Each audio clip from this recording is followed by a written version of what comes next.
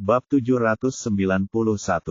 Liu Caiyun sangat lelah, tetapi dia tidak berani menginap di rumah Kai Xiangbin, jadi dia buru-buru mengenakan pakaiannya dan kembali ke kamarnya. Namun, ketika dia kembali ke kamar tidurnya, dia melihat pemandangan yang akan menjadi kenangan terburuknya.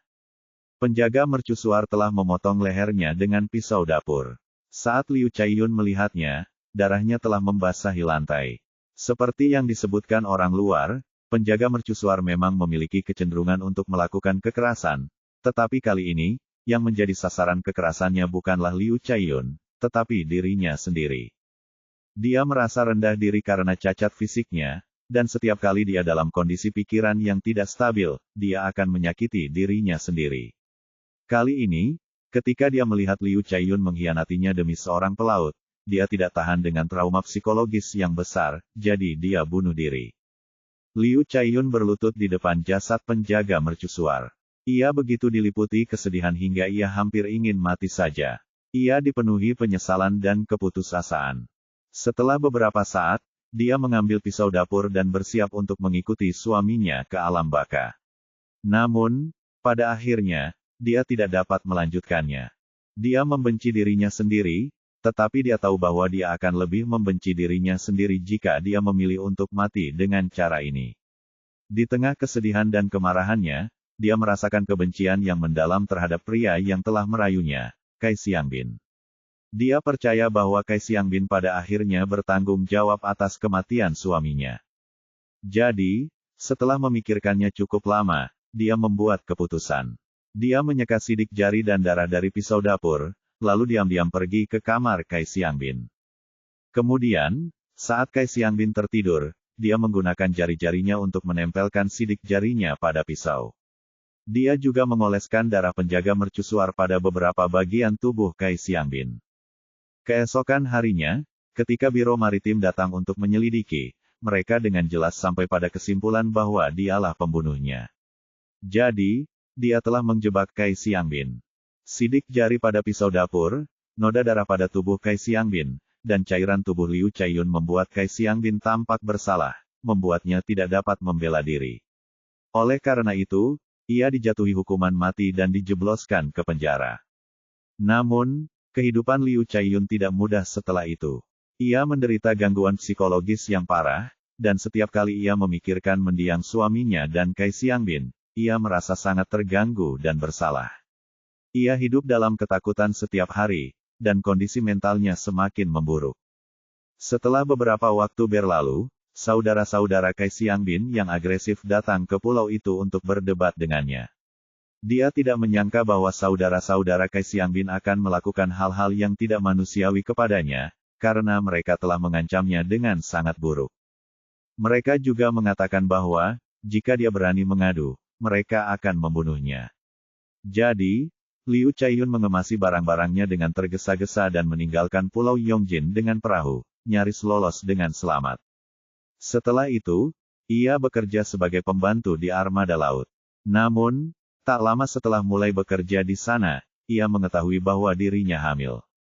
Faktanya, anak itu lahir di atas kapal. Anak itu, yang tentu saja adalah Kapten Dou, awalnya bernama Dou Haiseng. Setelah melahirkan anak itu, Liu Caiyun tidak bisa lagi bekerja di laut, jadi dia harus pergi ke Dou Jiazuang untuk mencari bantuan dari seorang kerabat jauh. Setelah beberapa waktu, dia menikah dengan Dou Yulin, yang istrinya baru saja meninggal. Liu Caiyun tidak tahu tentang situasi Dou Yulin, tetapi karena dia adalah seorang ibu tunggal dengan seorang anak, demi memberi anak itu tempat tinggal, dia memilih untuk berkompromi.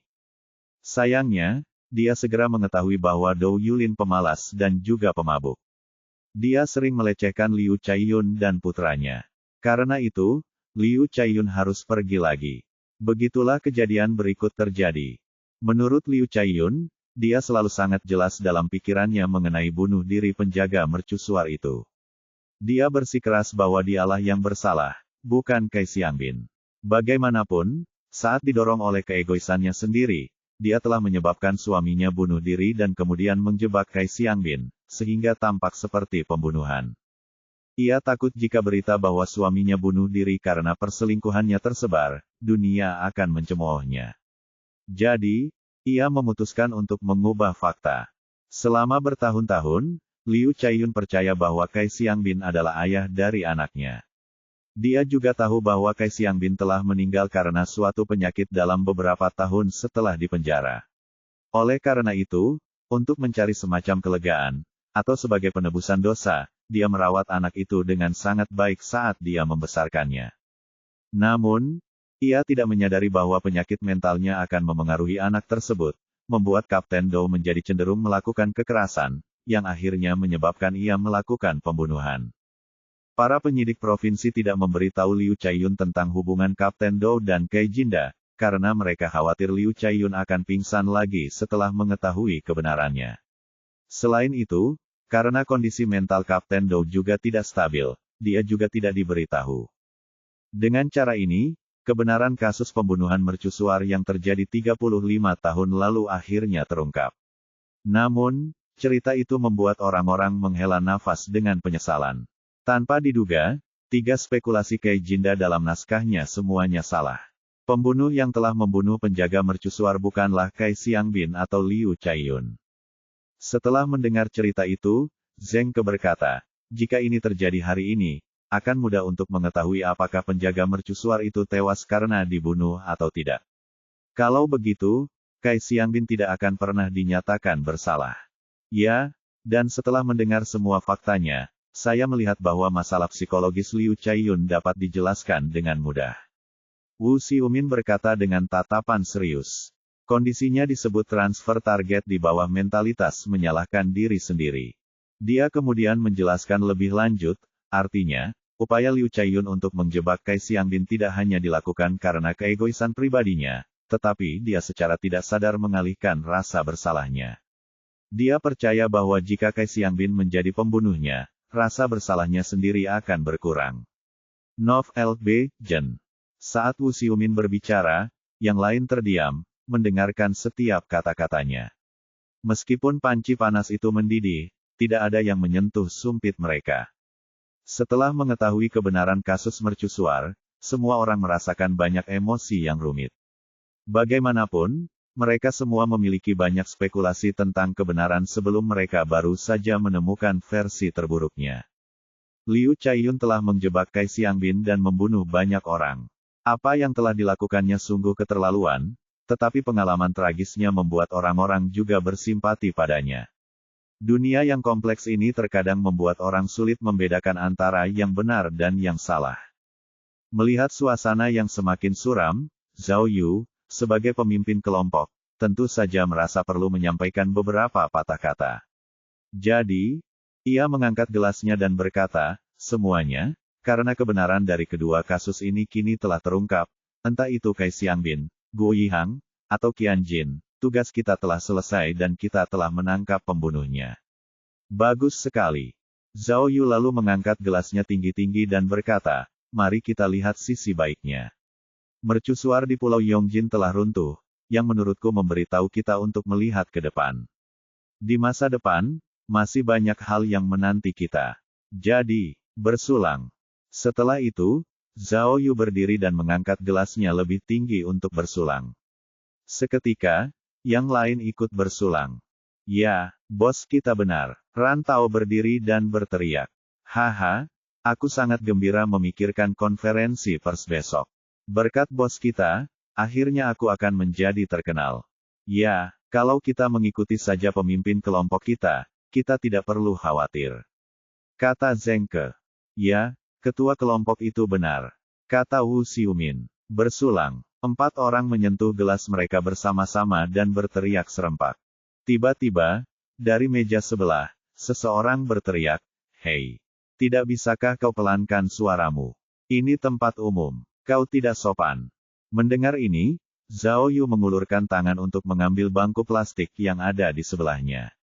Karena Rantau sangat mengetahui temperamen Zhao Yu, ia bergegas maju untuk menghentikannya melakukan apa yang ia tahu akan terjadi selanjutnya. Jangan. Namun, Rantau terlambat. Di tengah kerumunan pengunjung, Zhao Yu melemparkan bangku plastik itu langsung ke meja orang itu. Bab 792. Zhao Yu telah melemparkan bangku itu sekuat tenaga. Dengan suara keras, bangku itu menghantam panci panas, menyebabkan sup panas berhamburan kemana-mana dan ayam itu berguling ke tanah. Benar-benar kacau. Ah, oh, oh, oh. Semua orang di meja itu melompat mundur dengan tergesa-gesa, sambil berseru kaget. Meskipun mereka tidak terbakar oleh sup panas, pakaian mereka yang cantik terkena noda minyak. 7 pria besar segera menyerbu ke arah Zhao Yu, sementara salah satu dari mereka berteriak, "Apakah kamu gila?" Mereka menunjuk Zhao Yu dan berteriak, tetapi Zhao Yu sama sekali tidak peduli. Malah, dia hanya duduk kembali di kursinya dengan tenang dan memakan sepotong ayam dengan sumpitnya dengan santai. Dia bersikap seolah-olah tidak terjadi apa-apa. Zheng Ke dan Wu Xiumin, yang berada di ujung meja Zhao Yu, saling menatap, keduanya bingung harus berbuat apa selanjutnya. Mereka merasa bingung dengan perilaku Zhao Yu. "Bos, tidak bisakah kau makan ayammu dengan tenang, seperti yang lainnya?" Ran Tao bergumam kepada Zhao Yu dengan suara pelan. Kemudian, dengan frustrasi, ia melempar sumpitnya ke atas meja, berdiri, dan menghampiri ketujuh pria itu. Salah satu pria itu telah mengambil bangku plastik dan jelas ingin membantingnya ke wajah Zhao Yu. Namun, begitu dia melihat Ran Tao tiba-tiba berdiri, dia menjadi takut. Bahkan, saat mereka berdiri di depan Ran Tao, ketujuh pria itu tampak gugup. Awalnya, ketujuh pria ini adalah pegawai negeri sipil di unit pemerintahan. Oleh karena itu, meskipun mereka tampak garang, mereka sebenarnya cukup lembut. Selain itu, mereka bukanlah gangster, jadi tidak ada satupun dari mereka yang pernah bertarung sebelumnya. Ran Tao memiliki alis elang dan mata harimau. Dia juga tinggi dan kuat, sehingga pakaiannya pun tidak dapat menyembunyikan otot besarnya yang diperolehnya sebagai hasil dari latihan binaraga yang terus-menerus. Jadi, begitu dia berdiri, dia benar-benar membuat ketujuh pria itu terintimidasi. Ran Tao enggan untuk bertarung, tetapi merasa tidak punya pilihan lain. Setelah mendesah tak berdaya, ia mengangkat tangannya dan bertanya kepada orang-orang itu, "Siapa di antara kalian yang akan menjadi yang pertama? Cepatlah dan putuskan, karena aku belum makan sepotong daging pun, dan aku lapar." Setelah dia selesai berbicara, orang-orang itu semakin ketakutan. Tidak ada satupun dari mereka yang berani bergerak sedikit pun. "Ayo, jangan jadi pengecut. Kalian banyak sekali. Apa kalian mau menyerangku sekaligus?" Ran Tao bertanya kepada mereka sambil mengepalkan tinjunya. Setelah mendengar betapa percaya dirinya Ran Tao, pihak lain menjadi semakin takut. Kemudian, setelah beberapa saat, salah satu dari 7 orang itu berdiri di hadapan Ran Tao dan berteriak, "Bagus. Tunggu aku. Jangan pergi. Kami akan kembali." Setelah itu, ketujuh pria itu bergegas mengambil tas mereka dan keluar. Salah satu dari mereka bahkan membuka dompetnya dan membayar tagihan dengan tangan gemetar. Zhao Yu menggelengkan kepalanya dan berkata dengan jijik, "Dasar sampah. Mereka ada 7 orang, jadi kenapa mereka lari?" "Bos," kata Ran Tao muram, "mereka hanya meminta kita untuk bicara lebih pelan. Awalnya mereka tidak punya niat buruk, jadi kenapa kau melempar bangku? Tidak bisakah kita makan ayam dengan tenang, tanpa membuat drama atau membuat keributan?" "Oh." Zhao Yu mengangguk, lalu berkata dengan sungguh-sungguh, "Baiklah, kalau begitu, Ran Tao, kau dan aku bisa bertarung. Aku sudah tidak bisa menggerakkan tulang dan ototku selama berhari-hari, jadi..." Ran Tao, "Hei, kau mau kemana?" Kamar mandi," teriak Ran Tao sambil berlari menjauh. Zhao Yu kemudian menoleh ke Zheng Ke dan Wu Xiumin, yang dengan cepat mengambil piring mereka dan memegangnya di depan wajah mereka untuk menghindari tatapan Zhao Yu. Melihat ini, Zhao Yu membuang sumpitnya, mengangkat seluruh botol, dan minum seperti orang gila, bertingkah seperti bandit. "Hei, bos, jangan lakukan itu. Pelan-pelan saja." Saat Zhao Yu meneguk minumannya, sebuah suara tiba-tiba terdengar dari belakangnya.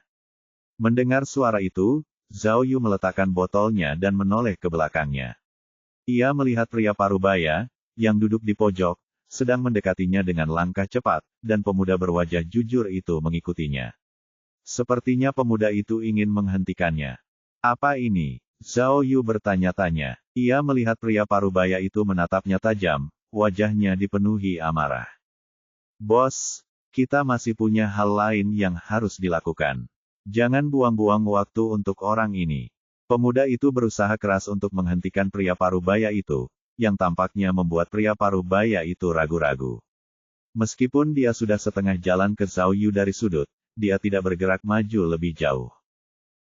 Apa yang sebenarnya terjadi? Zhao Yu melirik mereka, lalu mengacungkan jari tengah.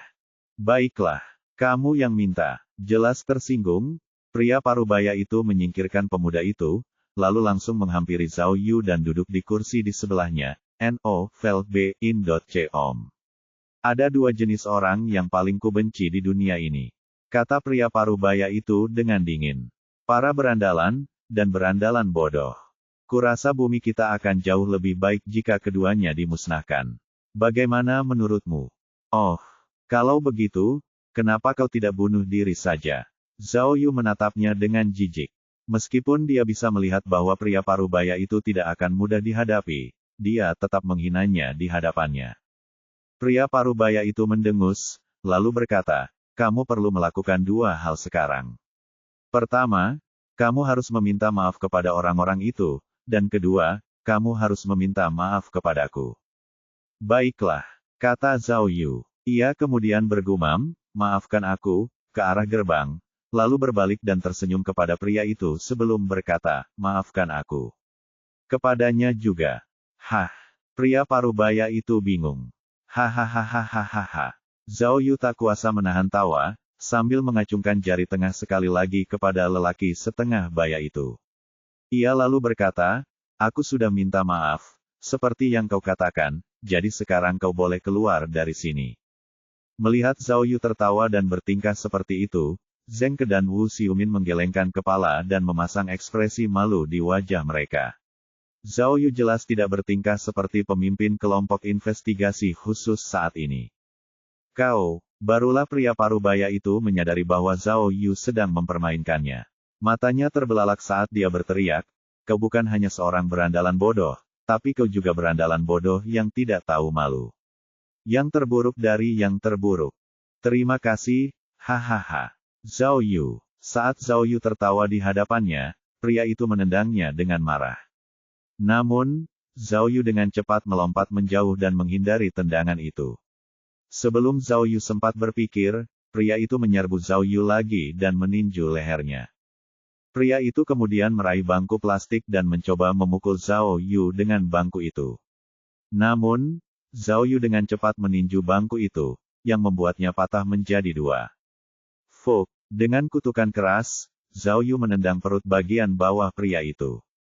Pria parubaya itu bergerak cepat, dan setelah mundur selangkah, dia bergegas maju untuk bertarung lebih jauh dengan Zhao Yu. Saat ini, Ran Tao baru saja kembali dari kamar mandi dan melihat pemandangan yang menakjubkan ini. Tidak mungkin, bos. Apa yang kau lakukan? Tanyanya dengan kecewa dan tidak percaya. Mengapa begitu sulit bagimu untuk memakan ayammu dengan tenang? Bab 793. Pria parubaya itu memiliki tubuh yang kuat dan kokoh, dan ketika Zhao Yu melemparkan bangku plastik kepadanya, pria parubaya itu menyeringai dingin, lalu memukul bangku plastik itu dengan tinjunya. Benturan itu memecahnya menjadi dua bagian. Wah, luar biasa. Zhao Yu terkesan dengan pria ini dan kekuatannya. Cukup, Ran Tao melihat bahwa Zhao Yu dalam posisi yang kurang menguntungkan, jadi dia dengan cepat mengulurkan lengannya untuk menghentikan perkelahian.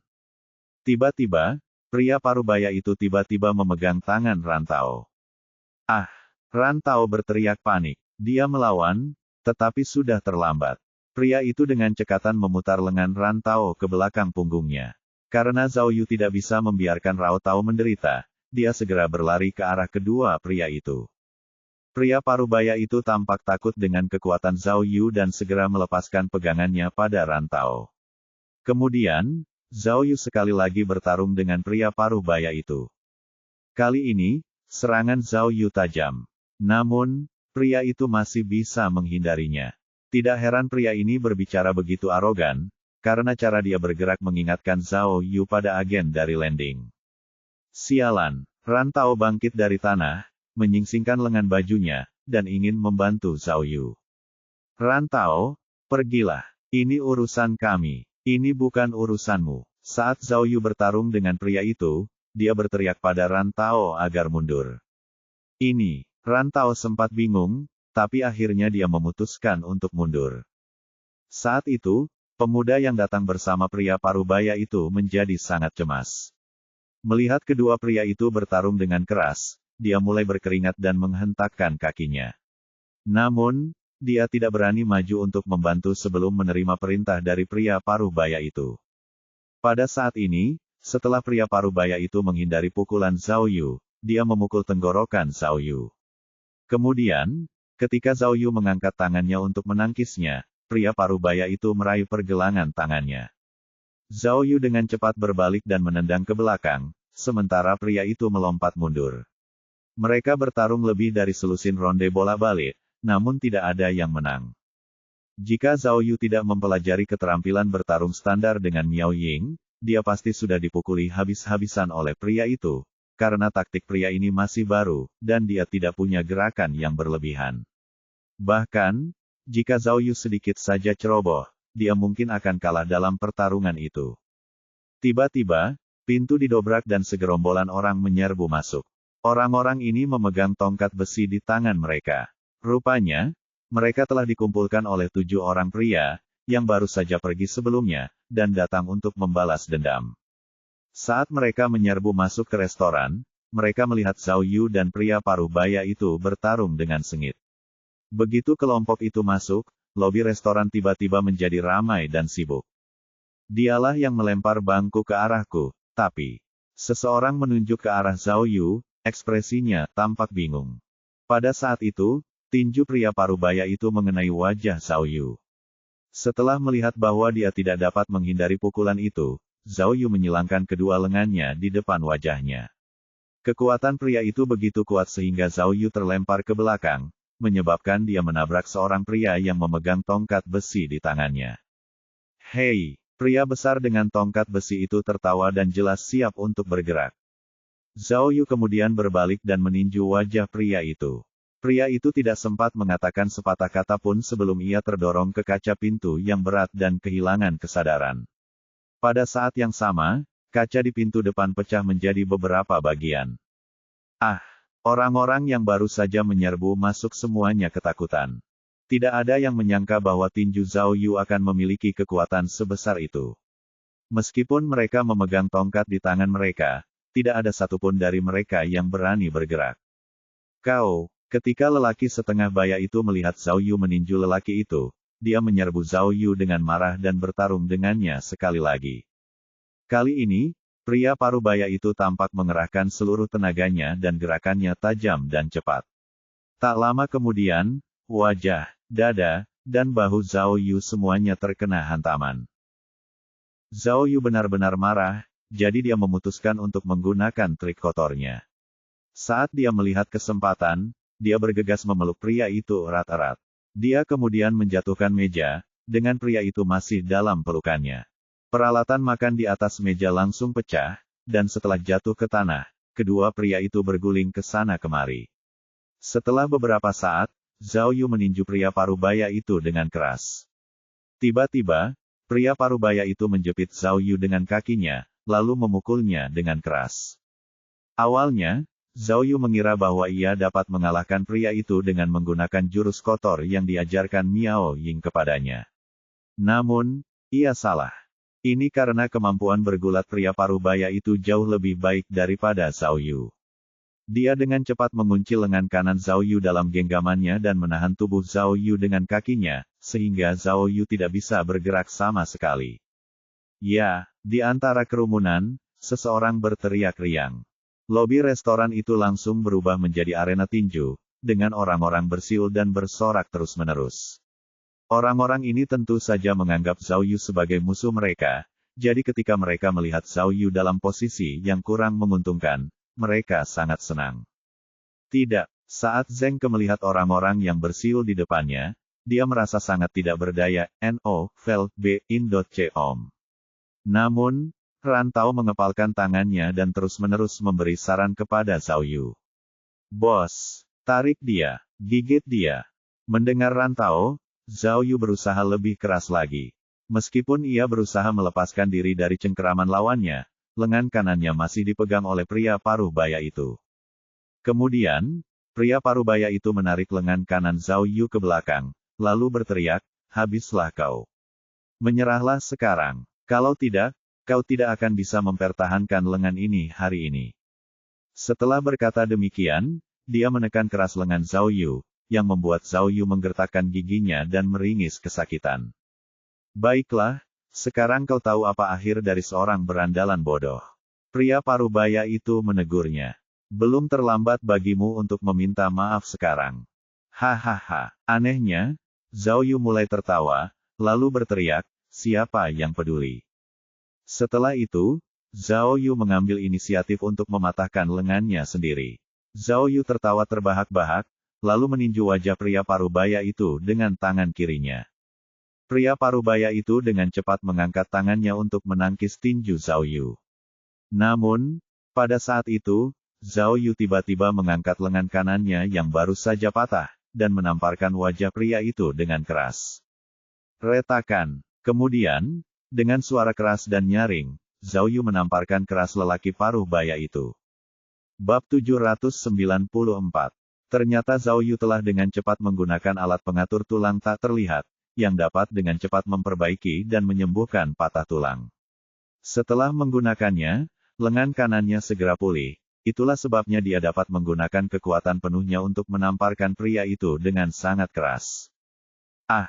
Pria parubaya itu terkejut mendengar tamparan itu. Ya ampun! Melihat pemandangan yang begitu fantastis, semua penonton berseru, termasuk Rantau dan Zengke. Setelah itu, kerumunan itu terdiam, tidak ada yang berani bergerak sedikitpun. Pria parubaya yang baru saja ditampar itu sangat malu hingga wajahnya memerah. Kemudian, sambil berteriak keras, dia melambaikan tinjunya dan langsung menuju Zhao Yu. Karena sangat marah, pria parubaya itu kehilangan kesabarannya. Oleh karena itu, gerakannya tidak lagi stabil dan tepat seperti sebelumnya. Namun, ini hanya membuat Zhao Yu semakin bersemangat, karena salah satu hal favoritnya adalah perkelahian jalanan. Wah! Pada saat itu, Zhao Yu meninju bahu pria parubaya itu. Pria parubaya itu kemudian memukul wajah Zhao Yu secara langsung, menyebabkan hidungnya menyemburkan darah. Zhao Yu menundukkan kepalanya, lalu menghantam dada pria itu dengan kepalanya seperti banteng. Benturan itu menyebabkan pria parubaya itu menabrak pilar di dekatnya, sementara juga menyebabkan lampu jatuh ke tanah. Pada saat ini, mereka yang datang untuk membalas dendam pada Zhao Yu dengan tongkat besi tercengang. Mereka berdiri diam dengan punggung menempel di dinding. Setiap orang di sini bersyukur kepada bintang keberuntungannya karena tidak berani terlibat dalam pertarungan ini dengan Zhao Yu. Saat pertarungan sengit antara kedua pria itu berlanjut, Zhao Yu jelas memiliki keuntungan. Ini masuk akal, karena bagaimanapun juga, Zhao Yu jauh lebih muda, dan dia memiliki lebih banyak energi. Zhao Yu memanfaatkan kesempatan itu untuk menjegal pria itu dengan kakinya, menyebabkannya jatuh ke tanah. Dia mempelajari jurus ini dari Miao Ying. Kemudian, ia duduk di atas tubuh pria itu dan memukul wajahnya. Pria parubaya itu berusaha melawan, tetapi gagal. Akhirnya, dia bahkan hampir tidak bisa menggunakan sikunya untuk melindungi wajahnya. Di bawah serangan berulang-ulang Zhao Yu, dia menjerit kesakitan. Ah! Pada saat itu, pemuda itu melihat bahwa lelaki setengah baya itu tidak bisa melawan lagi. Dia tidak bisa berdiri di samping dan tidak melakukan apa-apa, jadi dia melompat ke depan Zhao Yu, mengeluarkan pistol, dan mengarahkannya ke Zhao Yu. "Jangan bergerak, hentikan perkelahian," teriak pemuda itu dengan gugup. Fuk! Rantau segera mengeluarkan pistolnya saat melihat pria itu membawa pistol. Ia kemudian bergegas mengarahkan pistolnya ke pemuda itu dan berteriak, "Jangan bergerak." Ah! Melihat Rantau juga membawa pistol, pemuda itu ketakutan dan wajahnya pucat. Penonton pun terkejut. Tidak ada yang bisa membayangkan bahwa orang-orang ini akan memiliki senjata. "Siapa Anda?" tanya pemuda itu. Ia lalu tergagap. "Saya. Kami dinas rahasia. Kami dari divisi kriminal," Setelah Ran Tao menjawabnya dengan keras, dia segera bertanya, apa sih dinas rahasia itu? Pada saat ini, orang-orang dengan tongkat besi itu benar-benar kebingungan, dan mereka semua mulai menyesali telah datang ke sini. Hah! Ketika Zhao Yu melihat kedua pria itu mengeluarkan senjata mereka, dia menghela napas berat. Kemudian, dia berdiri dan melepaskan pria paruh baya itu. Tanpa diduga, pria paruh baya itu lebih kuat dari yang dibayangkan Zhao Yu. Setelah Zhao Yu berdiri, dia juga berdiri dengan cepat dari tanah dan membersihkan debu dari pakaiannya. Fuk, kamu masih bisa berdiri. Zhao Yu mengangkat alisnya dan merasa kagum. Jika pria parubaya itu adalah orang biasa, dia seharusnya sudah dikirim ke ICU sekarang. Oh, kau dari divisi kriminal, kata pria parubaya itu. Aku tidak pernah membayangkan akan ada petarung seperti itu di divisi kriminal. Saat itu, separuh wajah pria itu sudah bengkak, dan dia tampak sangat malu. Namun, dia tidak menunjukkan rasa malu saat berdiri dan berbicara. Novel B. Indot C. Om. Mari kita lihat identitasnya, kata Ran Tao, pistolnya masih di tangannya. Aku tidak akan percaya semudah itu. Ini dia. Pemuda itu segera mengeluarkan lencana dari sakunya dan bertanya, bagaimana dengan lencanamu? Ran Tao lalu menunjukkan identitasnya. Tepat saat itu, ponsel pemuda itu tiba-tiba berdering. Dia segera mengeluarkan ponselnya dan memberikannya kepada pria paruh baya itu. Alih-alih menjawab telepon, pria paruh baya itu berpikir sejenak, lalu berkata kepada pemuda itu, Tuan Gao. Ayo pergi, ayam hotpot sepertinya tidak mungkin malam ini. Tetapi, pemuda itu, yang jelas-jelas bernama Tuan Gao, masih mengangkat senjatanya dan jelas-jelas bingung harus berbuat apa. Baiklah, letakkan senjatamu. Kemudian, dia perlahan mendekati Zhao Yu dan berkata, jika kamu benar-benar divisi kriminal, maka kamu bahkan lebih buruk dari seorang penjahat. Hei, apa kau tidak cukup kuat, orang tua? Jika kau menginginkan lebih, aku bisa melawanmu sampai akhir dunia. Zhao Yu memanfaatkan kesempatan itu untuk mencemoohnya. Kau, Tuan Gao melotot marah ke arah Zhao Yu. Baiklah. Pria parubaya itu kemudian menatap tajam ke arah Zhao Yu dan berkata dengan dingin, aku punya firasat bahwa kita akan bertemu lagi. Semoga firasatmu salah, kata Zhao Yu acuh tak acuh. Kalau tidak, kamu akan sial lagi. Pria parubaya itu mendengus dingin sambil berbalik ke arah pintu. Namun, saat hendak mendorong pintu agar terbuka, dia berbalik dan memberi isyarat angka Arab 10 kepada pemuda itu. Oh, Tuan Xiao segera memahaminya dan bergegas ke tempat duduknya serta mengambil sebuah tas kerja. Kemudian, ia berlari cepat ke pelayan dan mengambil 10 tumpukan uang tunai dari tas kerja, yang kemudian ia berikan kepada pelayan. Jumlahnya $100.000. Saya kalah, jadi ganti rugi atas kerugian restoran ini menjadi tanggung jawab saya. Pria parubaya itu berdiri di depan pintu dan berkata kepada Zhao Yu, tapi, jika saya bertemu Anda lagi, mungkin saya tidak perlu membayarnya lagi. Jangan khawatir, kamu tetap akan membayarnya. Zhao Yu memberi isyarat selamat tinggal dengan jari tengahnya. Setelah menyerahkan uang, Tuan Gao bergegas mengemasi barang-barangnya. Kemudian, ia dan pria parubaya itu meninggalkan restoran dan menghilang di tengah malam bersalju. Aku tidak suka sikap sok seperti ini. Zhao Yu mengambil tongkat besi dari tanah dan melihat ke arah orang-orang yang datang untuk membalas dendam. Pada saat ini, orang-orang ini ketakutan setengah mati. Ketika Zhao Yu melihat mereka dengan tongkat di tangannya, mereka semua menghilang dalam sekejap mata. Ketika Zhao Yu berbalik, dia melihat Ran Tao masih memegang pistolnya. Dia memarahinya, bertanya, apa masalahmu? Oh. Ran Tao cepat-cepat menyingkirkan pistolnya, lalu menggelengkan kepalanya dan berkata, Bos, kita tidak boleh membiarkan mereka pergi. Aku bahkan belum melihat kartu identitas mereka. Bagaimana kalau ini semua palsu? Aku belum pernah mendengar tentang dinas rahasia sebelumnya. Bukankah menjadi anggota Secret Service sama seperti menjadi seorang penjaga keamanan? Zheng Ke menggaruk kepalanya, lalu berkata, saat aku masih sekolah, penjaga keamanan menyebut diri mereka, Secret Service. Ini lebih rumit dari itu, kata Wu Xiumin. Ketua tim, karena latar belakang orang itu jelas tidak sederhana, saya khawatir Anda telah menyinggung perasaannya, yang dapat menyebabkan sesuatu yang buruk terjadi pada Anda. Dia kemudian berbalik untuk memarahi Rantao. Rantao, dasar bodoh, apa yang bisa kukatakan padamu? Mengapa kau memberitahunya siapa kita? Sekarang setelah dia tahu bahwa kita berada di divisi kriminal, dia bisa membalas dendam pada kita kapan saja. Yah, itu hampir seperti baku tembak. Jadi, bagaimana mungkin aku memikirkan itu di saat kritis seperti ini? Rantao menggaruk kepalanya. Lupakan saja. Zhao Yu menjentikkan jarinya dan berkata, dilihat dari reaksi mereka tadi, kedua orang ini bukanlah orang jahat sembarangan, karena tidak ada penjahat yang akan terlibat dalam perkelahian di depan umum dengan sengaja, karena itu akan mengungkap mereka. Zhao Yu kemudian mengangkat matanya untuk melihat Zheng Ke dan berkata, tapi, Zheng Ke, sebaiknya kau pergi dan kumpulkan rekaman kamera pengawas dan periksa identitas kedua orang itu. Setidaknya kita perlu tahu siapa mereka. Baiklah. Zheng Ke menunjuk ke tempat pria parubaya itu baru saja duduk, lalu berkata, gelas anggurnya pasti ada sidik jarinya. Xiumin, bisakah kau membantuku? Baiklah.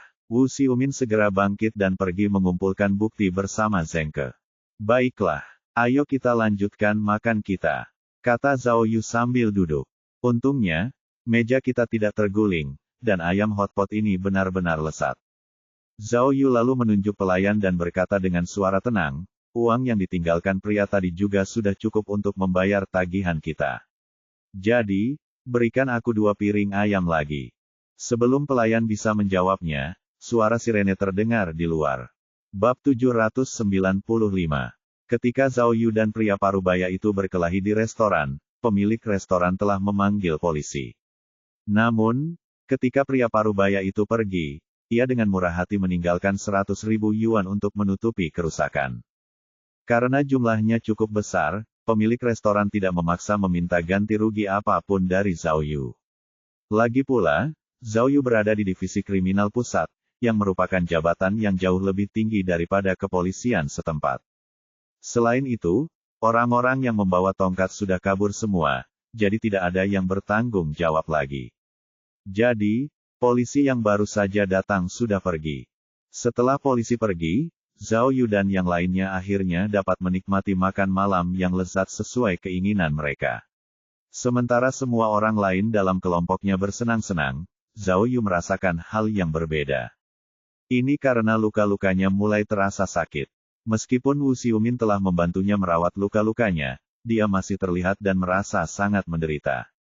Pipi kiri Zhao Yu bengkak dan memar, dan walaupun lengannya yang patah telah diperbaiki oleh perangkatnya, karena telah rusak parah, dia tidak dapat berbuat apa-apa untuk sementara waktu. Namun, Zhao Yu yakin bahwa, meskipun lukanya parah, pria parubaya itu pasti lebih parah darinya. Karena pria itu pergi terburu-buru, dia pasti pergi berobat ke suatu tempat. Sambil minum dan makan ayam, Zhao Yu menduga-duga bahwa lelaki setengah baya itu pastilah petualangan sampingan hari ini, dan dia juga berasumsi bahwa bagian Li dari heksagram Gen Li pasti juga merujuk kepadanya. Zhao Yu bertanya-tanya, apakah mungkin aku bisa berteman dengan pria parubaya ini hari ini jika aku tidak melempar bangku plastik itu? Atau, apakah sudah pasti aku akan bertengkar dengannya? Karena kasus mercusuar dan kasus pembunuhan di pulau sudah berakhir, Zhao Yu tidak yakin apa tujuan dari petualangan sampingan ini. Dia merasa bingung. Siapakah pria parubaya ini? Dilihat dari temperamennya, pria ini jelas bukan orang yang sederhana. Dia tidak hanya pandai bertarung, tetapi juga murah hati dalam mengelola uangnya. Zhao Yu ingat dengan jelas bahwa pria bernama Tuan Zhao itu memanggil pria parubaya itu dengan sebutan bos. Terlebih lagi, jika mereka tidak berbohong dan benar-benar berada di dinas rahasia, maka pria itu pasti memiliki pangkat yang tinggi.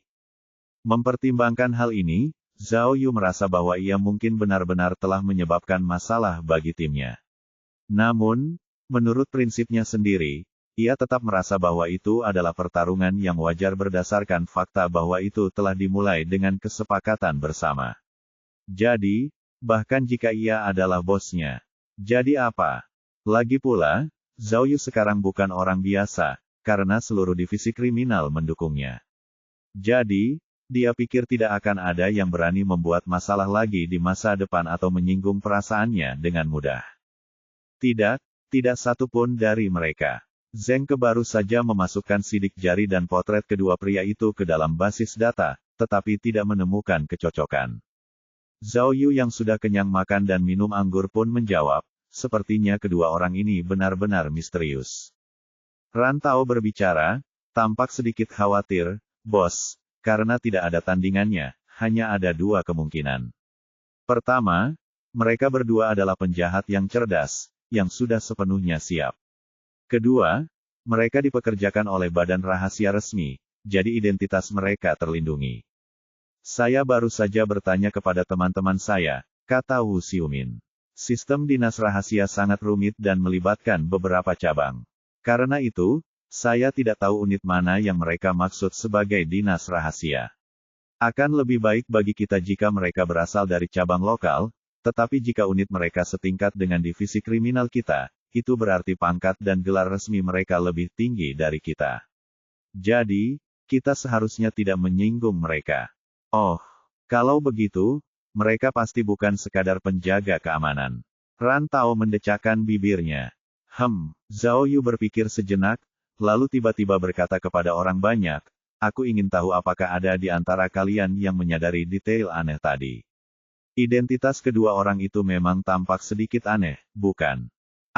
Rincian apa? Tanya yang lain, bingung dengan pertanyaannya. Zhao Yu kemudian bertanya, siapa yang memperhatikan jenis pistol apa yang dipegang pemuda itu tadi? Sebelum menunggu balasan, Zhao Yu berkata, saya perhatikan pistol yang dipegangnya tampak sangat familiar, tapi saya belum pernah melihat polisi membawa senjata seperti itu. Zengke segera memeriksa rekaman video pengawasan.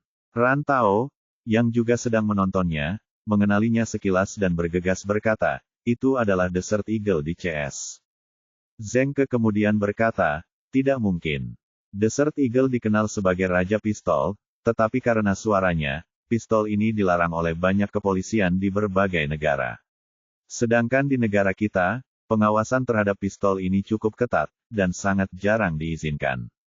Kedua orang itu pasti sangat penting dan berkuasa sehingga diizinkan memiliki senjata seperti itu.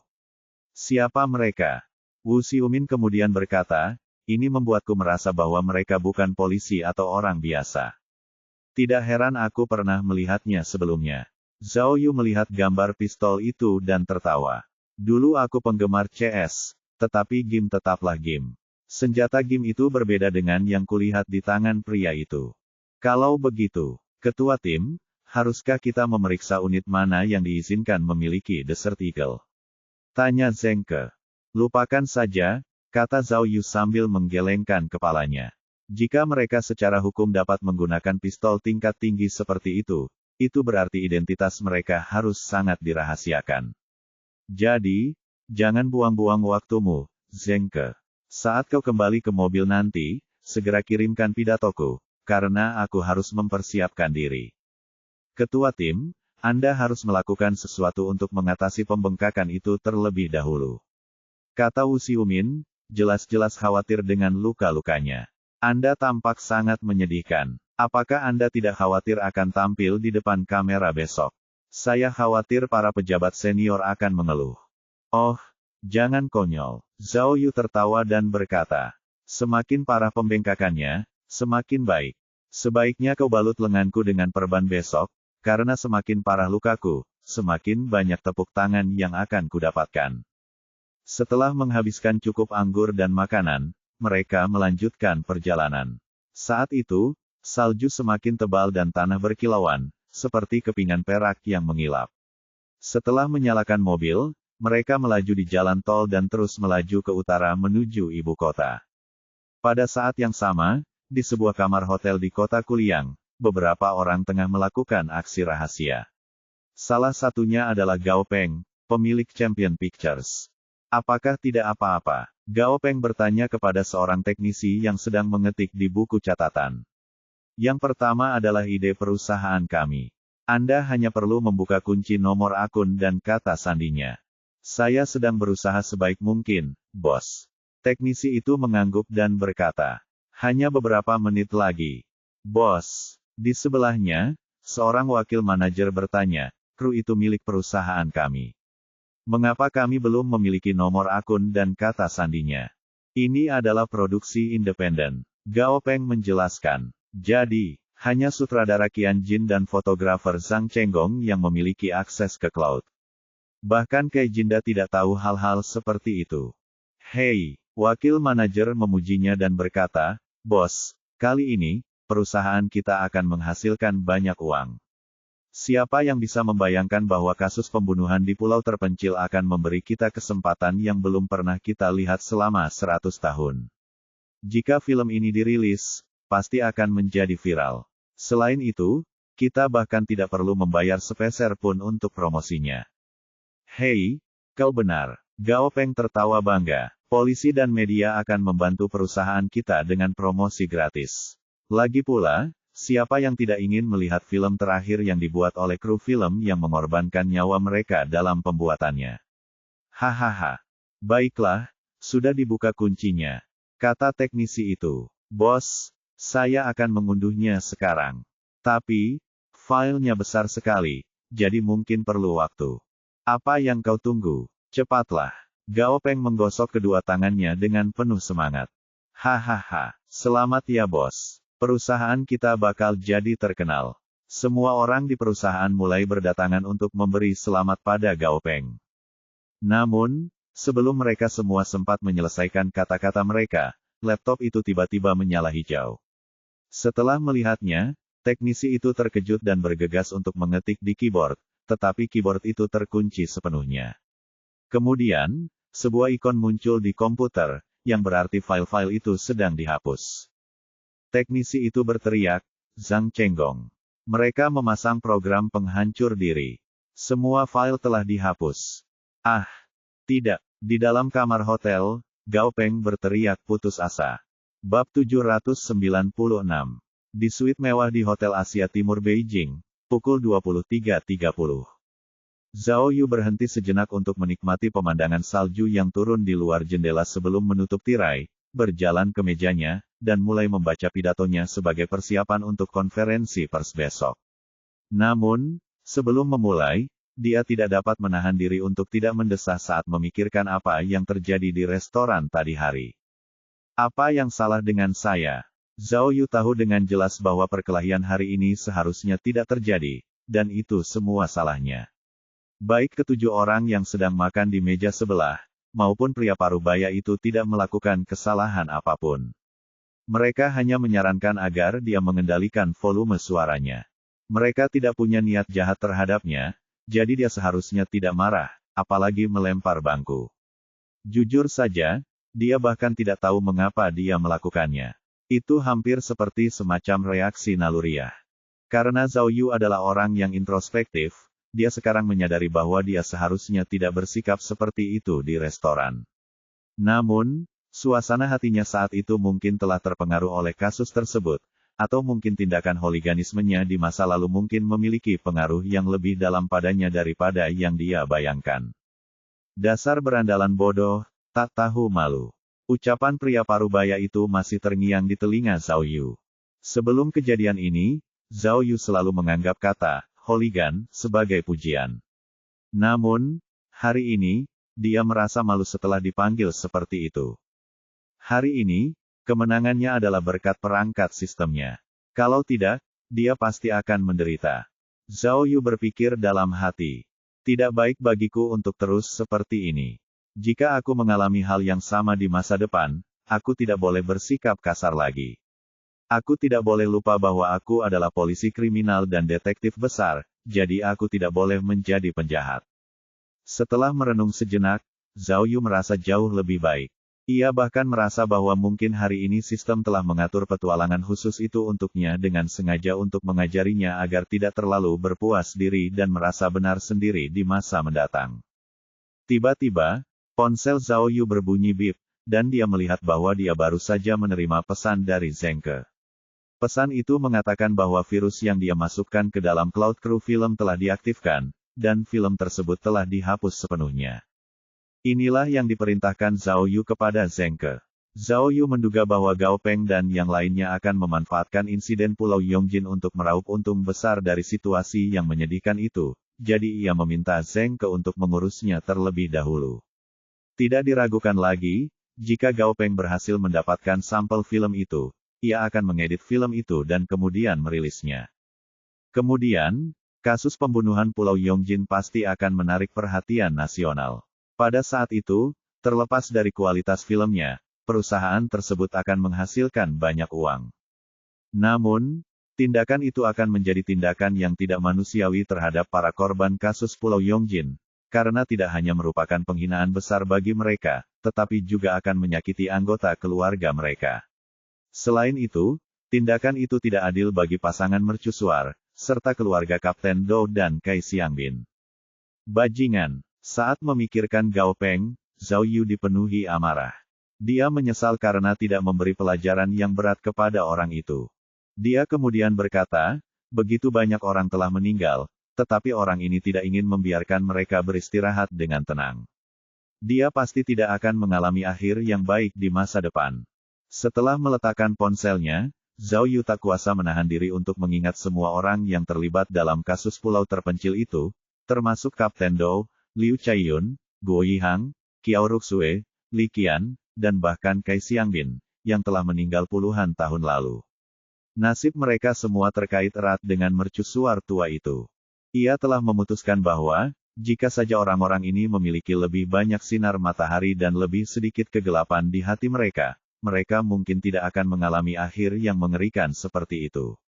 Bahkan, melalui kasus ini, Zhao Yu bertekad bahwa, apapun yang terjadi, ia akan selalu memperhatikan kesehatan mentalnya dan orang-orang yang dicintainya mulai sekarang. Setelah menyelesaikan heksagram Gong Li hari ini, Zhao Yu berhasil memperoleh skor penyelesaian 123% dan memperoleh 3 perangkat, yaitu parfum tak terlihat, senter tak terlihat, dan parasut tak terlihat. Meskipun skor penyelesaian dan hadiahnya adil, Zhao Yu masih dapat merasakan bahwa sistem tidak puas dengan kinerja petualangan sampingannya. Selama ini, sistem ini selalu mempertahankan prinsipnya sendiri, dan selama Zhao Yu bersikeras melakukan hal-hal baik, sistem ini akan memberinya skor tinggi dan perangkat yang luar biasa. Namun, jika Zhao Yu melakukan hal-hal buruk, hasilnya akan mirip dengan hari ini. Hal ini semakin menguatkan tekad Zhao Yu untuk memperbaiki sifat pemarahnya. Jika ia dapat menguasai hal ini, meskipun ia tidak dapat menjamin bahwa ia akan menjadi orang yang sempurna, setidaknya hal-hal seperti yang terjadi di restoran hotel hari ini tidak akan terjadi lagi.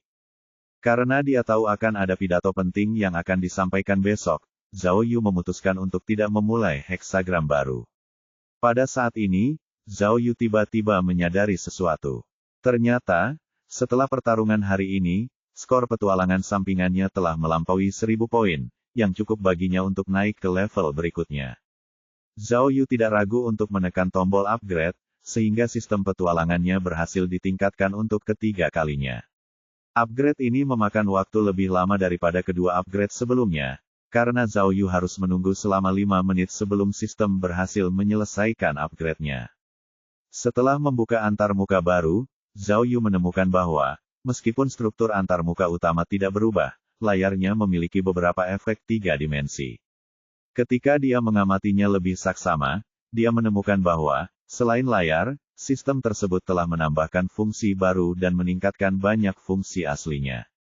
Misalnya, di bagian heksagram, kini ada fungsi catatan sejarah, yang dapat digunakannya untuk menelusuri semua heksagram yang pernah dibukanya sebelumnya. Ada juga radar yang, saat sistem mencapai tingkat tertentu, dapat membantu menemukan petualangan sampingan. Ini niscaya akan membuat Zhao Yu jauh lebih nyaman dan mudah menyelesaikan petualangan sampingan. Di antara banyak fungsi yang ditingkatkan, bila perangkat telah mengalami perubahan paling dramatis. Ada opsi baru yang telah ditambahkan, yang disebut pilih perangkat. Setelah mengklik tombol fungsi tersebut, banyak perangkat baru yang belum pernah ia lihat sebelumnya muncul, termasuk pemotong laser tak terlihat, senjata anestesi tak terlihat, dan perangkat super lainnya. Semua ikon perangkat ini berwarna gelap. Setelah mencobanya beberapa kali, Zhao Yu segera mengerti cara menggunakan fungsi baru ini dengan benar.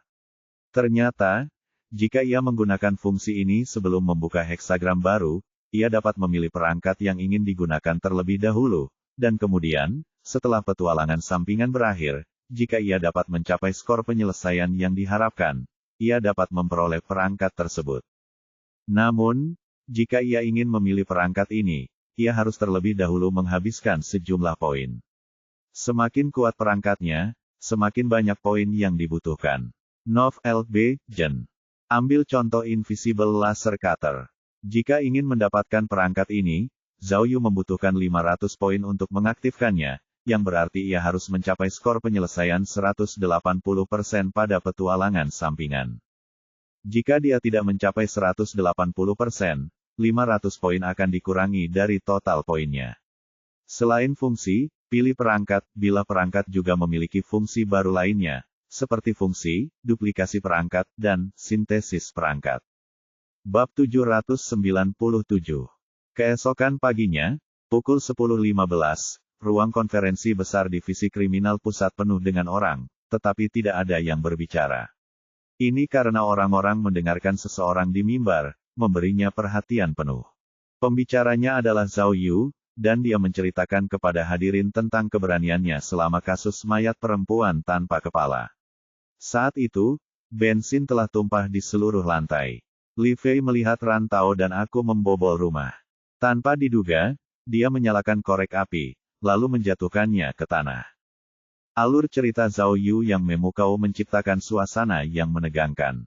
Api langsung berkobar. Kupikir aku akan celaka. Yang kutakutkan bukanlah aku dan Li Fei akan mati dalam api, tetapi kasusnya tidak akan pernah terpecahkan. Jadi, kupikir aku lebih baik mengambil risiko.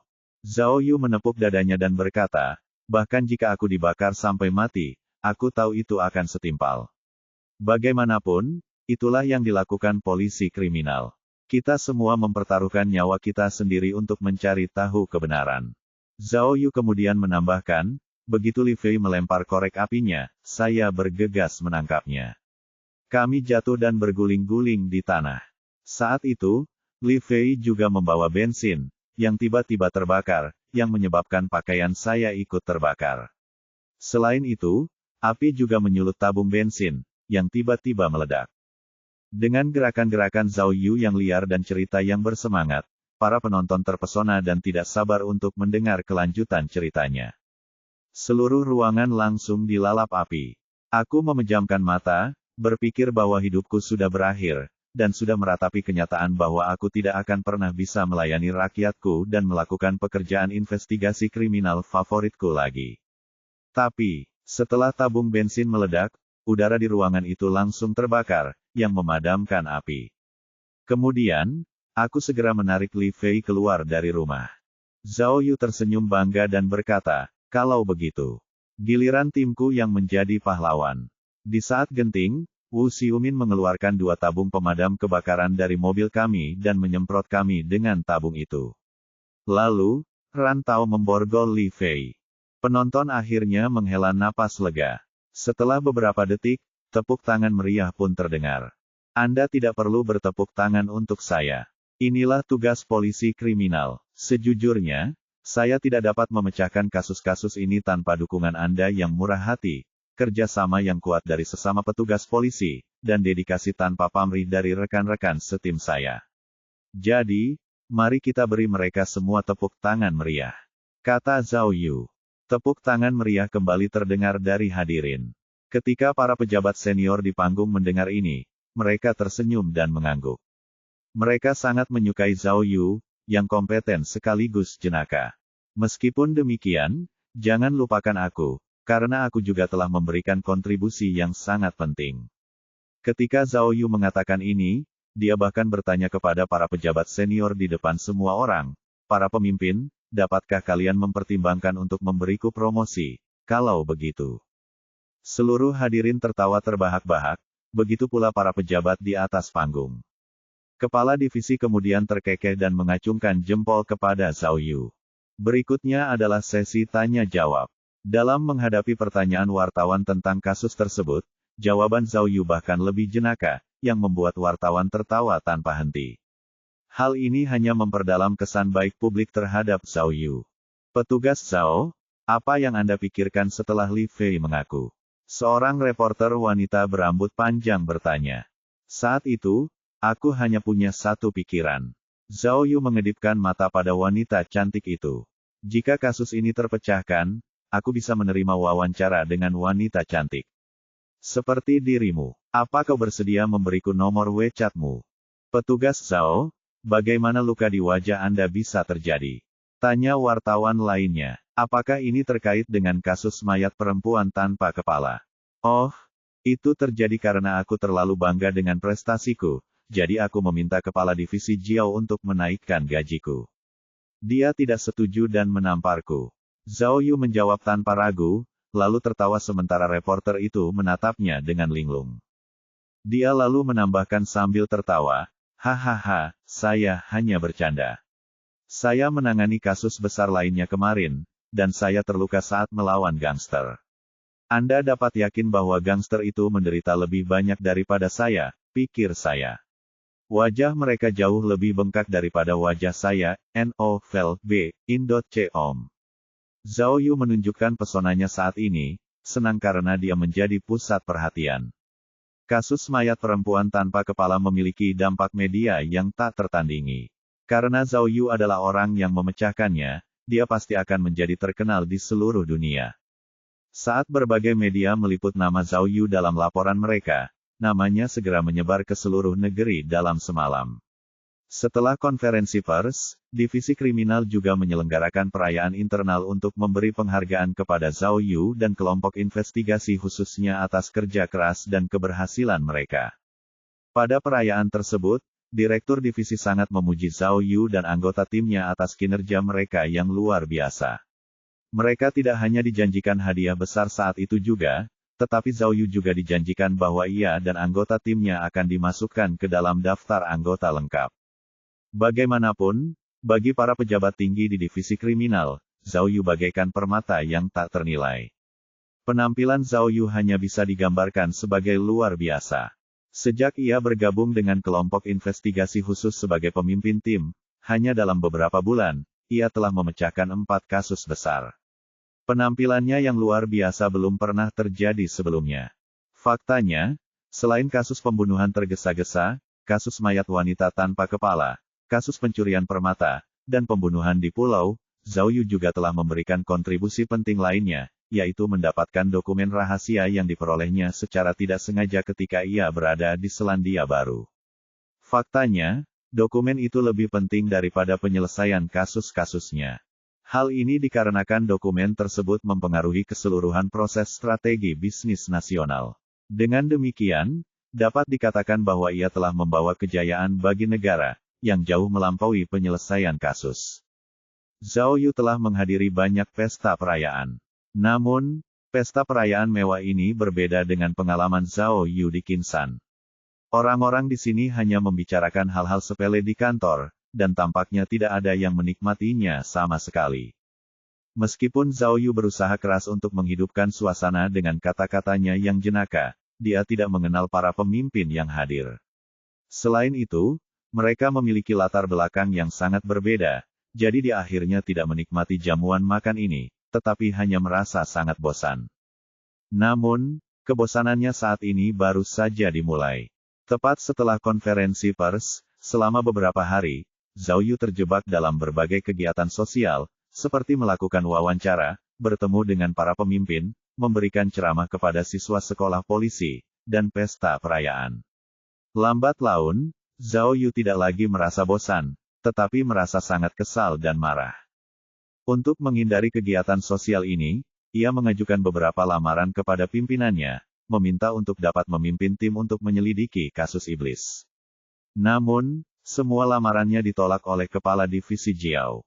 Zhao Yu tidak dapat memahami hal ini, jadi dia secara pribadi pergi menemui kepala divisi Jiao, yang mengambil kesempatan untuk memberinya pelajaran. Kepala divisi Jiao berkata, Zhao Yu, kamu harus tahu bahwa menduduki jabatan tinggi itu sepi. Setelah mendengarkan nasihat tulus dari kepala divisi Jiao, Zhao Yu terdiam beberapa saat, lalu bertanya dengan serius, "Apa maksudmu?" Bab 798. Kata-kata kepala divisi Jiao dipenuhi dengan emosi saat dia berkata kepada Zhao Yu, "Zhao Yu, aku mengajarimu cara bersikap di masyarakat. Tahukah kamu berapa banyak jenius papan atas yang pernah duduk di kursi ini sebelum kamu? Tapi, pernahkah kamu bertanya-tanya di mana mereka sekarang? Mengapa kau berkata begitu?" Zhao Yu mengerutkan kening. "Apakah kau membunuh mereka semua?" Melihat kepala divisi Jiao terkejut dengan pertanyaannya, Zhao Yu melambaikan tangannya dan berkata, "Aku bercanda." "Silakan, teruskan.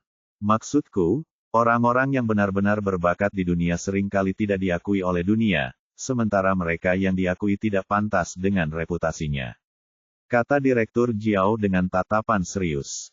Kata-kata kepala divisi Jiao membuat Zhao Yu tiba-tiba menjadi lebih waspada. Namun, dia tetap tidak bisa menahan diri untuk tidak bercanda. "Saya mengerti. Maksud Anda, jika seseorang benar-benar dapat memecahkan sebuah kasus, dia tidak mungkin berada di posisi Anda, bukan?" Zhao Yu, kepala divisi Jiao menamparkan meja dan memarahinya, "Kamu masih tidak bisa bicara serius, kan?" "Aku hanya bercanda." Zhao Yu melambaikan tangannya dengan cepat sambil tersenyum. "Aku tahu apa yang kau katakan adalah untuk kebaikanku sendiri." Kepala divisi Jiao berkata dengan emosional, "Aku benar-benar tidak ingin kau menghilang seperti para jenius lainnya. Sekarang, tidak seperti di masa lalu, kau terkenal. Jika kau terus terburu-buru memecahkan kasus iblis, itu tidak akan ada gunanya bagimu, tetapi hanya akan menyinggung rekan-rekanmu. Jika kasusnya dapat dipecahkan, itu tentu saja bagus, tetapi kau akan menarik lebih banyak perhatian orang." Kepala divisi Jiao kemudian bertanya, "Dan bagaimana jika kamu gagal? Tahukah kamu berapa banyak orang yang menunggumu untuk jatuh?" Kepala divisi Jiao kemudian berkata dengan tulus, "Jadi, kamu perlu mengadopsi pemikiran jangka panjang. Belum terlambat untuk berteman dengan orang-orang yang tidak begitu menyukaimu. Selain itu, jika kamu ingin memiliki masa depan yang lebih baik, sebaiknya kamu membuat beberapa kesalahan yang tidak berbahaya. Dengan cara ini, mereka yang iri padamu, serta mereka yang ingin menyakitimu, akan merasa sedikit terhibur dengan berpikir bahwa kamu, Zhao Yu, hanyalah manusia biasa seperti mereka. Hanya dengan cara ini kamu dapat meletakkan dasar yang baik dan melangkah lebih jauh di masa depan. Apakah kamu mengerti apa yang aku katakan?" Astaga, setelah mendengarkan penjelasan kepala divisi Jiao yang sungguh-sungguh, Zhao Yu benar-benar yakin. Tidak pernah terlintas dalam benaknya bahwa ada begitu banyak kendala, ketika ia hanya ingin mengajukan permohonan untuk menyelidiki suatu kasus. Tiba-tiba, Zhao Yu mulai menyesali kedatangannya ke divisi kriminal. Jika dia tahu semua ini sejak awal, lebih baik dia tetap tinggal di Kinsan. Zhao Yu kemudian berkata, "Aku akan mengingat semua yang baru saja kau katakan. Kau begitu baik padaku. Namun, aku tetap percaya bahwa peraturan resmi ini tidak ada hubungannya denganku. Selain itu, aku tidak peduli dengan semua orang yang iri itu. Bagaimanapun, aku seorang detektif, dan apa yang kulakukan hanya untuk mencari tahu kebenaran. Jadi, apapun yang terjadi, aku harus memfokuskan seluruh energiku untuk memecahkan kasus iblis." Apakah yang baru saja kukatakan tidak cukup jelas? Kepala divisi Jiao menggelengkan kepalanya. "Zhao Yu, biar ku katakan yang sebenarnya. Para pejabat tinggi benar-benar menghargaimu. Mereka berharap kau dapat mengambil alih beberapa tugas internal di masa depan. Jadi, bisakah kau berhenti bersikap konyol? Apa yang kau katakan sudah cukup jelas," kata Zhao Yu, lalu tertawa terbahak-bahak. "Namun, aku bisa menunggu, tetapi kasusnya tidak bisa. Kasus iblis terjadi tepat di musim yang sama dengan saat ini, yang berarti sekarang adalah waktu yang tepat untuk menyelidikinya kembali. Jika korban tidak bunuh diri, itu berarti seorang penjahat, yang membunuh 9 orang, masih bebas. Tidakkah kau pikir penting untuk menangkap pembunuhnya?" Zhao Yu menarik napas, lalu berkata, "Mari kita habiskan waktu kita untuk sesuatu yang benar-benar penting. Bagaimana dengan ini? Kamu sudah mengirimkan dokumen untuk disetujui, dan kasus iblis belum diajukan secara resmi. Jadi, kita bisa berangkat besok pagi saja." Kepala Divisi Jiao memarahinya, tidak mungkin, karena besok pagi kamu harus menghadiri upacara penghargaan. Banyak orang penting akan hadir di sana. Jika kamu tidak pergi, apa yang akan mereka pikirkan tentangku?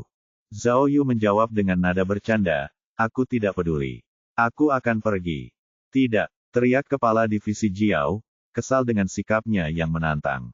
Bagaimanapun, kalian harus menunggu sampai upacara selesai sebelum kalian pergi. Ini bukan hanya tentang masa depan pribadi kalian, tetapi ini memengaruhi kehormatan seluruh divisi kriminal kita. Oh, ya, satu hal lagi. Kepala Divisi Jiao menambahkan dengan tergesa-gesa, saya baru saja mendapat kabar bahwa putri pencuri Tao Xiang sudah dalam perjalanan. Dia diperkirakan akan tiba di divisi kriminal sekitar tengah hari besok. Jadi, bagaimana mungkin Anda tidak ada di sana? Apa? Dia keluar. Zhao Yu tidak menduga hal ini. Ya, jaminannya dibayar oleh divisi kriminal, kata Kepala Divisi Jiao. Besok, setelah Anda menandatangani dokumen, dia akan menjadi anggota kelompok Anda. Dia akan mendapat tunjangan dan bahkan akan menerima bonus, tetapi tidak ada gaji. Zhao Yu, karena Anda menginginkannya di tim Anda, bagaimana mungkin Anda tidak hadir untuk menyambutnya? Novel.in.com. Baiklah, kata Zhao Yu sambil mengangguk. Saya akan menghadiri upacara penghargaan. Namun, begitu Cui Lizu tiba, saya akan pergi. Kepala divisi berkata, baiklah. Bersiaplah untuk besok. Zhao Yu bangun pagi-pagi keesokan harinya dan membuka heksagram pertama setelah pembaruan sistem. Wah, tidak mungkin, serunya, setelah melihat bahwa sistem secara tak terduga memberinya heksagram Qianli.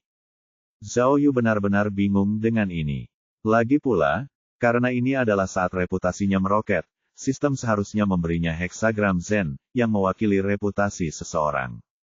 Selain itu, mengingat kedatangan Cui Lizu hari ini, heksagram kan juga cocok. Bahkan heksagram Dui pun masuk akal, karena Zhao Yu baru saja menerima bonus besar. Jadi, ia jadi bertanya-tanya.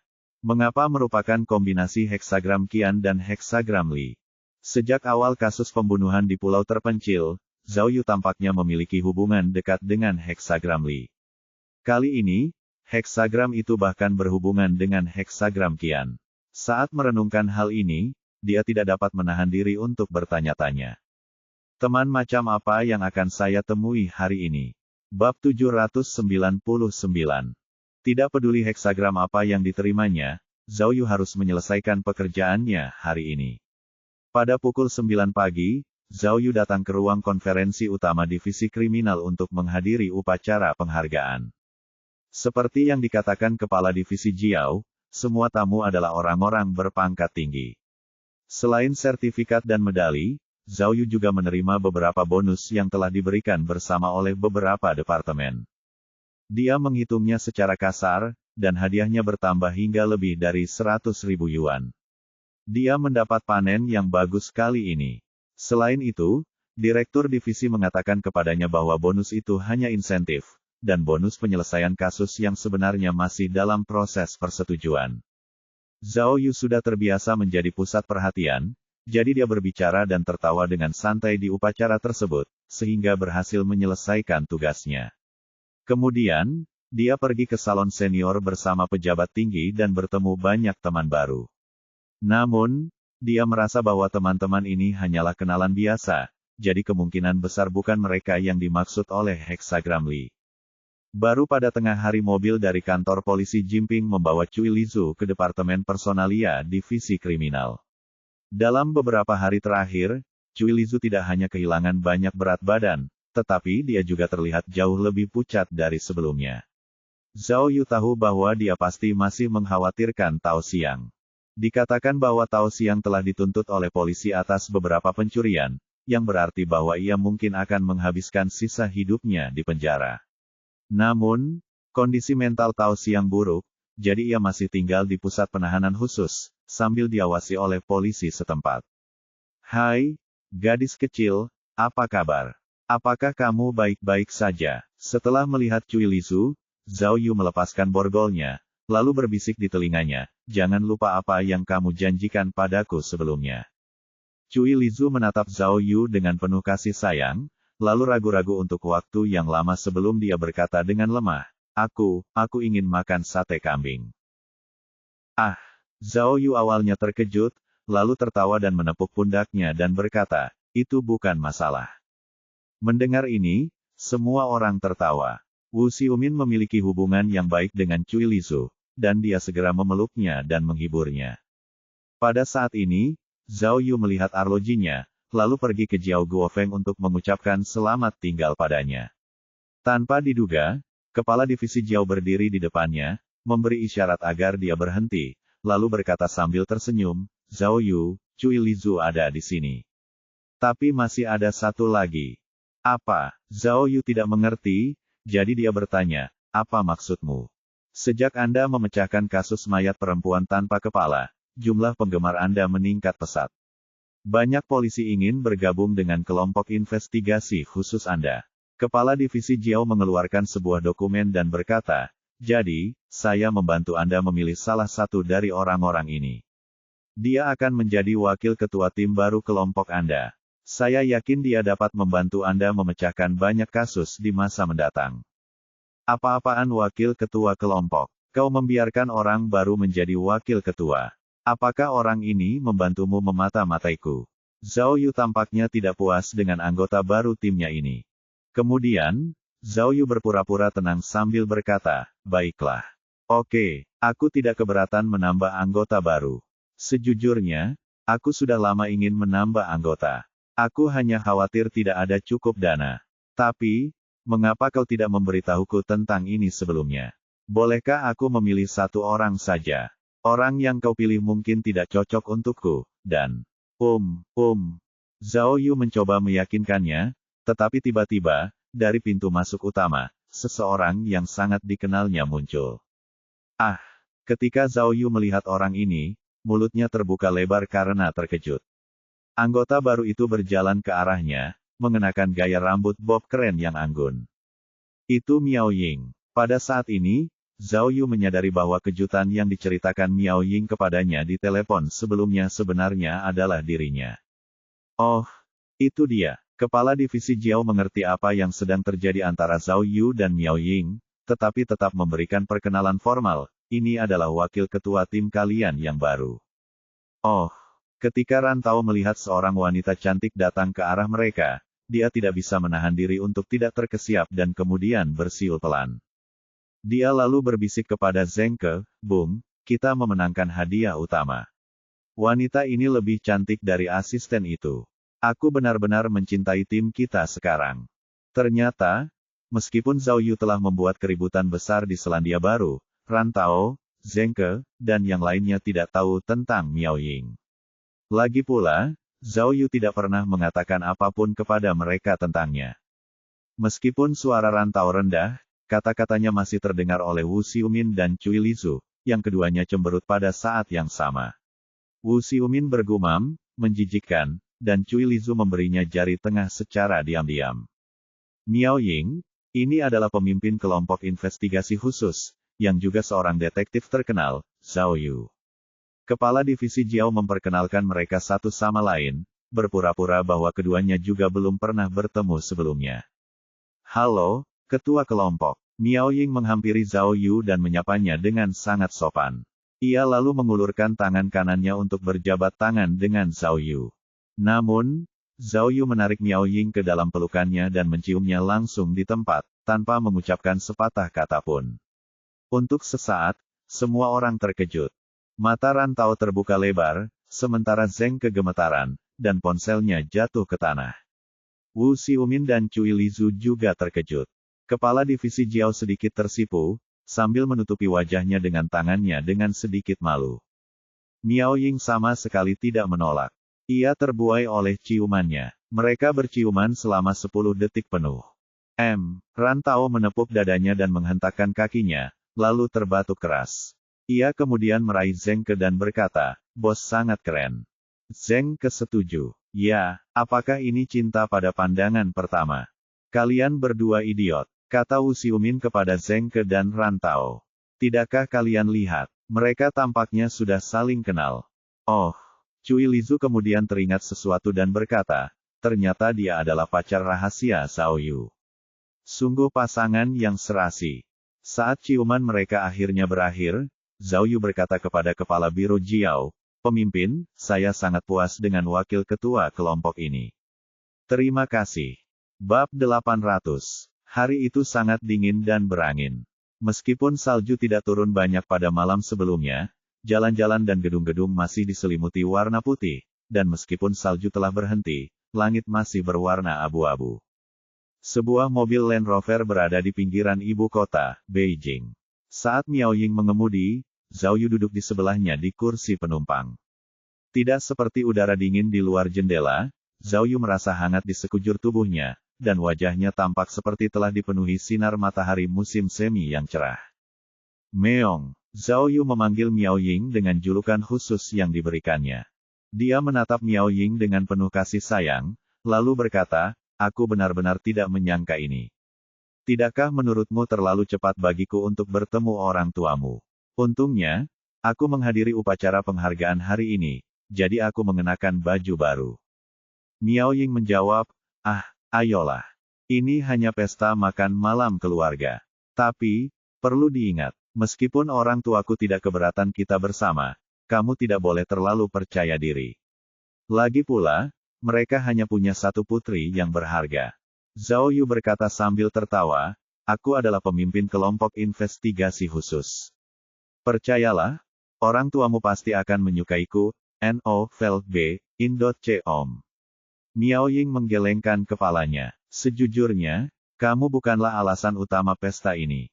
Orang tuaku telah mengundang banyak tamu hari ini, semuanya kaya atau memiliki jabatan tinggi. Mereka semua terkait dengan bisnis keluarga kita. Jadi, ini bukan seperti yang kamu pikirkan. Maksudmu, ini bukan acara makan keluarga.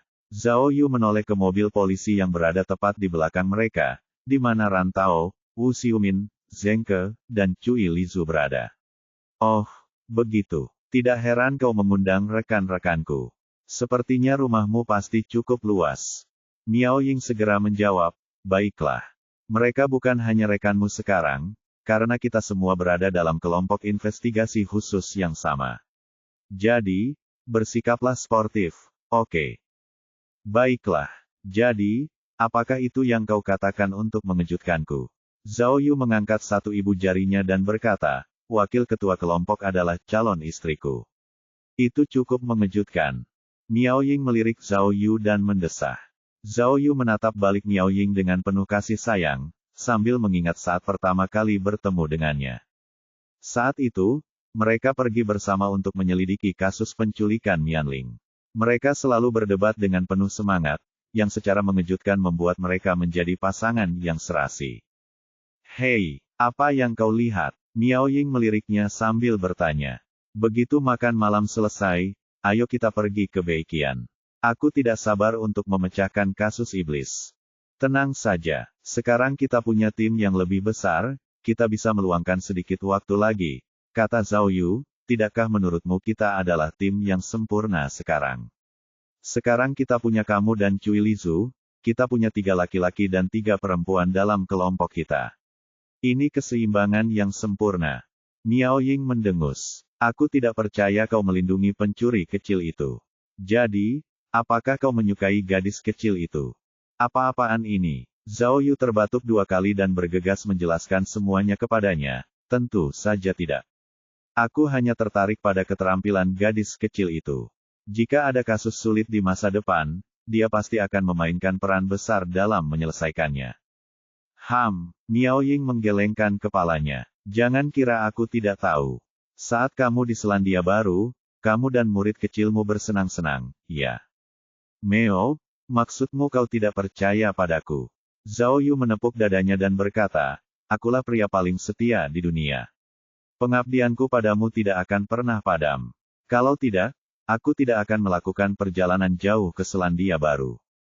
Zhao Yu bahkan belum sempat mengungkapkan rasa cintanya ketika ponselnya tiba-tiba berbunyi. Seseorang telah mengiriminya pesan WeChat. Dia menunduk dan membacanya, tiba-tiba mulai berkeringat. Tanpa diduga, pesan itu dikirim kepadanya oleh aktris Li Qian. Sebenarnya, Ada dua pesan. Yang pertama adalah pesan suara, yang berdurasi 50 detik, dan yang kedua adalah pesan video. Zhao Yu tidak pernah menghubungi Li Qian sejak kasusnya terpecahkan, jadi sungguh tidak terduga bahwa, di saat yang tidak tepat seperti ini, dia akan mengiriminya pesan. Dia tidak tahu apa isi pesan suara itu, tetapi dia tahu bahwa jika ada kata-kata yang tidak jelas, itu akan menjadi hari terakhirnya di bumi. Apa itu? Tanya Miao Ying, menyadari pesan itu. Coba aku lihat. Oh, Zhao Yu perlahan meletakkan teleponnya, ragu-ragu. Apakah ada hal yang tidak boleh aku ketahui? Miao Ying mendesaknya. Tentu saja tidak. Zhao Yu merasa tidak ada yang salah, jadi dia membuka video itu. Tiba-tiba, muncullah sosok seorang wanita. Ia tengah duduk di depan meja rias dan merias wajahnya, sambil mengenakan gaun tidur. Tiba-tiba, Zhao Yu merasa tidak enak badan, dan dia bertanya-tanya. Apakah Li Qian mencoba menghancurkanku? Namun, setelah menonton video tersebut selama beberapa detik, Zhao Yu tiba-tiba menyadari bahwa wanita dalam video itu bukanlah Li Qian, melainkan juga seorang wanita yang tampak sangat familiar. Saya tidak mengerti. Apa yang dipikirkan produser? Tidakkah menurutmu ini tidak bermoral? Tanya wanita dalam video itu dengan nada marah. Jika film seperti ini dirilis, itu hanya akan membawa kesialan bagi saya. Kalian, cari orang lain untuk melakukan ini. Saya tidak akan. Lalu, video itu berakhir secara tiba-tiba, yang membuat Zhao Yu bingung. Apa ini? Miao Ying melihatnya sekilas saat mengemudi, tetapi dia juga tidak memahaminya. Wanita itu tampak familiar. Ya, dia juga tampak familiar bagiku. Setelah berkata demikian, Zhao Yu mengklik pesan suara Li Qian. Petugas Zhao, ini adalah video yang baru saja saya rekam. Tontonlah. Menarik sekali. Suara Li Qian keluar dari pengeras suara telepon. Gao Peng ingin membuat film tentang pembunuhan di Pulau Yongjin, dan dia bahkan ingin Lan Chaiyan berperan sebagai pemeran utama wanita. Hasilnya benar-benar luar biasa. Sial, Zhao Yu menggaruk kepalanya. Dia tidak menyangka Li Qian akan mengirim pesan untuk memberitahunya hal ini. Terlebih lagi, dia tidak menyangka bahwa wanita dalam video itu adalah bintang besar seperti Lan Chaiyan. Gao Peng ini benar-benar bajingan. Zhao Yu mengumpat. Begitu banyak orang yang meninggal, dan dia bahkan berpikir untuk menghasilkan uang dari tragedi itu. Jika dia berani melakukannya, aku tidak akan membiarkannya memiliki sedikit pun kedamaian selama sisa hidupnya. Apa yang kau lakukan padanya tidak ada hubungannya denganku, tapi hubunganmu dengan aktris itu, cukup baik, ya. Miao Ying menggoda Zhao Yu, yang membuatnya terdiam dan wajahnya memerah. Dasar bodoh, lihat wajahmu yang konyol. Miao Ying terkekeh, lalu berkata, aku hanya bercanda. Aku tahu, meskipun kau seorang berandal, kau tidak akan pernah menyakitiku dengan cara seperti itu. Hei, gadisku mengenalku dengan baik. Zhao Yu merasa lega dan memberinya ciuman cepat.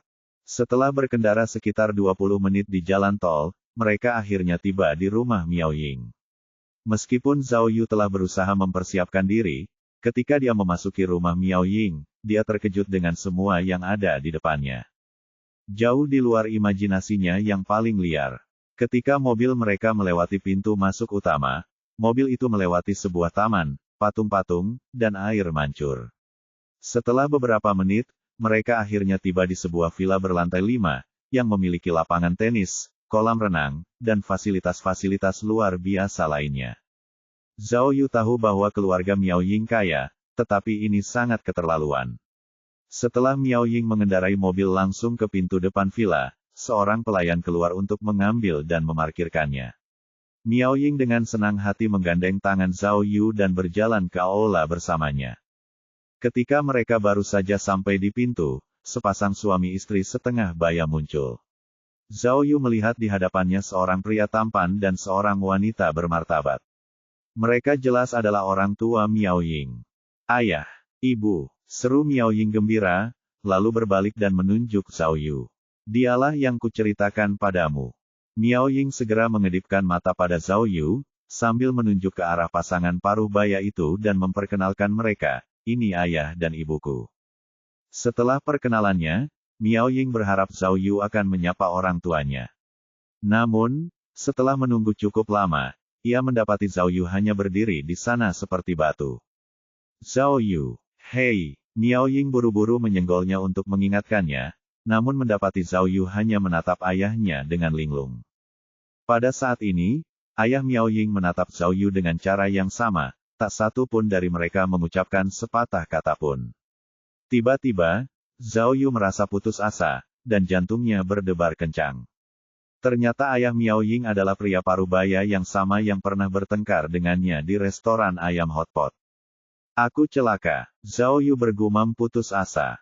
Ada puluhan juta kebetulan di dunia, tetapi yang paling tragis harus terjadi padanya saat ini juga. Dia benar-benar telah memukuli ayah pacarnya.